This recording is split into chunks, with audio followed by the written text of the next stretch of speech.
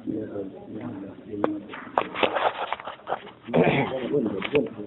الله الرحمن الرحيم. وذهب إليه جمهور العلماء يعني قرب دود إكرامكم إلى ما ذهب إليه صادق ياري منكم ابن حزم من الوجوب المرضى وقت قول على الرجل يقولكم إذا لم يكن له سلاتناكم عذر غانتو معنى وقت قول مو أرأي وندقول مكو يصنع مكو يدركو بيئدو. وقال الشافعي إمام شافعي ماك لا يجب عليه وقتاك يدو مكو لأنه تبدون حق لو حق مكو ولا يجب أن وقتاك يدو مكو كسائر الحقوق wano dendanangal ɗi haqqeji hedditiɗi wano dendangal ɗi haqqeji makko hedditiɗi ɓay ko sima faala o ƴettaɗi ko ɗum ɗo kadi ko haqqe makko kono wayi wa nafta ahmad imam ahmad no waɗi bindi mo waɗi ƴi'al tabintini ala e dow annahu wondema muqaddar wo ɗum ko eɓɓete ɗum berbate ashhur lebbi nayyi fanɗi o kala lebbi nayyi kala wowi taw wondayi sonna makko nder ɗum لأن الله تعالى قدره وإبي دون لبناي دين في حق المولي وندو بهذه المدة ودومن وندو وي وند تاي بينهم الذين يؤلون من نسائهم تربص 4 أشهر وإن وداني بي وندو بي وي وند تاي سنن من ko be habbitata ko lebbinay o ba Allah ko lebbinay habbi o enden lebbinay kala kanko fando kanko wadum bindi o ta onti wonda e sonnajo makko o ɓay ko ɗum Allah habbi ka sonnaajo wondu ɗon mi so wondade makko a lebbina in timmi ko yo darne so waw artiram o wonda e makko ma seram feƴƴatake ɗum wa kadalika ko noon kadi fi haqqi gayrihi wo haqqe ma e bange mo e haqqe mona kanko mona wondu ɗon wa ida safara si tawi wo neɗɗo on setike an imratihi gay sonnaajo makko ma si setajo yeehi o acci tabo makko goɗɗo wayati acci sonnamo fa lam yakun lahu si latanakimo udrun ganto mani on haɗay ɗo min arruju e ruttagol fa in ahmad zaba yeehi ila tawqitihi e waƙintinde ko onti duwa wondere yidare sonna mon ko wonɓe 6 ashhur lebbi jeego ndare ɗum ɗon firtande rewɓe duuɓi jeego aɗa yidale sonna mum woɓɓe kadi famille on kadi wi'am ko ago toon ga watta tun kadi watta ɗon o jonniti ko ɗum fewndi hande wa su'ila o landama kam yahibu rajul ko wano jelu wawata wirnade gorko an zawjati o harmo acci sonna makko kanko imam ahmad o landaɓe ala wi 6 ashhurin ko lebbi jeego yuktabu on sati windete kaydi ilayhe makko wana humpodire fay na ba so salika artu fay abba so salika yarji ande ruttoto taw debbo mi wata wonde ba makko farra gare senday al hakim nyaawo bayno makko ne makko jeego wa hujjatuhu ko ni hujja makko kanko imam ahmad ma rawahu ko filli dum abu hafs bisnadihi e tugorde makko an zaid ibn aslam ma yidi ndey yewtere zaid ibn aslam qal zaid ibn aslam wi بينما عمر بن الخطاب اندركو ونو عمر بن الخطاب يحرس المدينة ما أين سار مدينة ده عمر بن الخطاب كون أمير المؤمنين كان كواتشان من دانو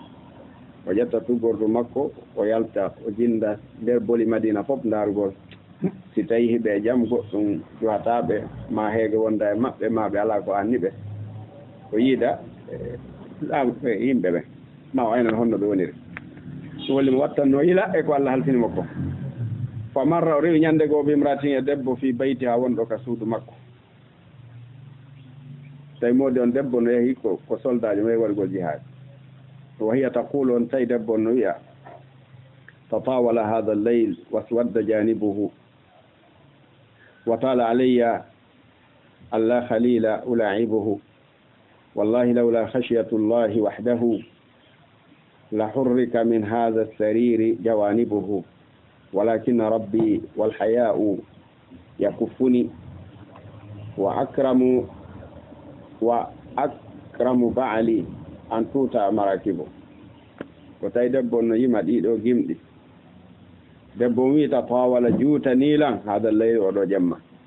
waswadda ɓawliti janibuhu bangeji makko jemma oɗo juuta nilan mo ɓawlaninmi kadi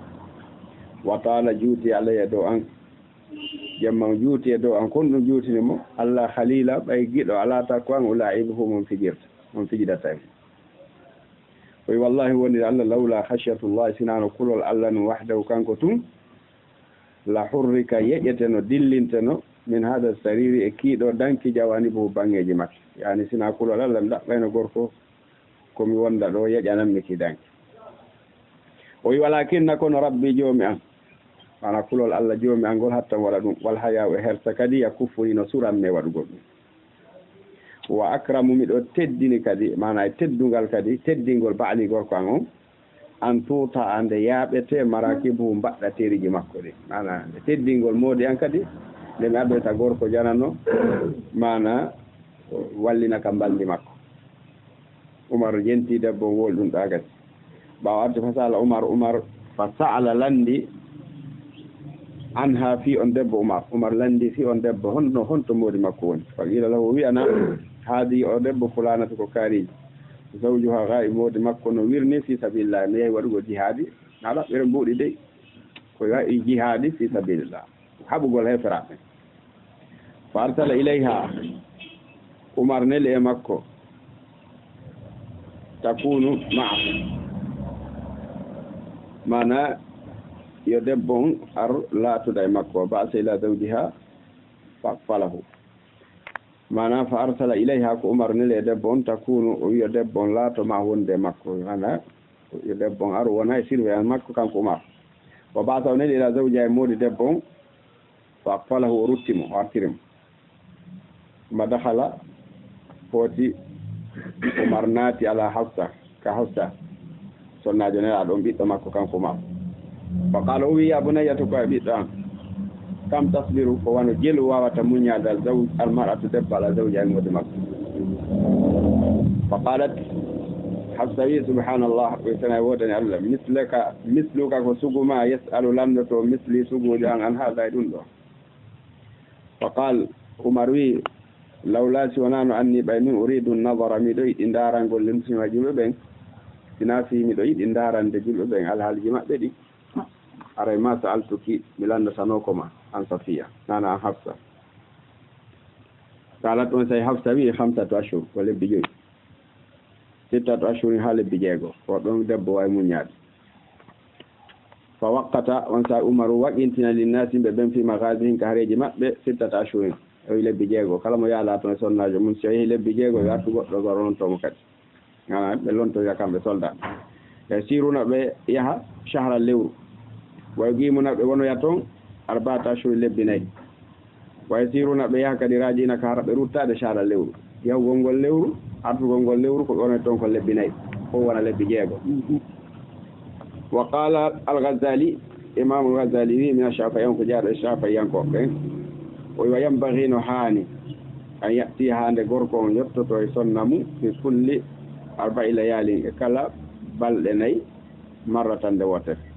ko huwa ko ɗum aadalu ɓuri nunɗude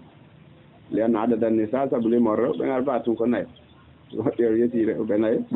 ñande o ɗayade ka oya donc ɗum wolli balɗe 4 kala o tawa yiide a tummonta e makko fa jaza wo hino dago noon hatta hiru nennitude kadi an hadal hadde ngol ɗo keerol no way kadi noon kawnti nennita hara wiyaade balɗe 4 kala ma yettude e makko naam o wi yambahino hane zida ka ɓeydo aw yan usama ka ɗuyto na weɗema sariya on happi ko ɗon tun no wawi ɓeydade no wawi ɗuytade hasba haajate ha embere haaju debbo no woni wo fi tahsin e renede e hiwede tawi debbo no faalira wondude e modi mum fi yo waw nefinade o fi tahsin ko ɗon e nefina ko fa inna tahsina ha saabu hiw ana woni nefingol debbo on wonda e makko koye wondigal yonugal wajibu alay koko waɗɗi e dow modi makko wa in kana la tasbutu al-mutalabatu bil wat'i fa dhalika li usri al-mutalabati wal wafa'i bihi o wi wa in kana hayti latiki awa la tasbutu tabitata al-mutalabatu ɗaɓɓirgol mo bil wat'i nana mballidi wondugo e makko hay so tawi na wi'edema no tabiti ko matun debbo daɓɓirama ɗum fa dalika ɗum li usri ko sabu sattugol almutalabati ɗaɓɓirgol debbo on ɗum sownowo walla fayidi ha e hunnangol mo ɗum kono noon no hani kawal no teɗon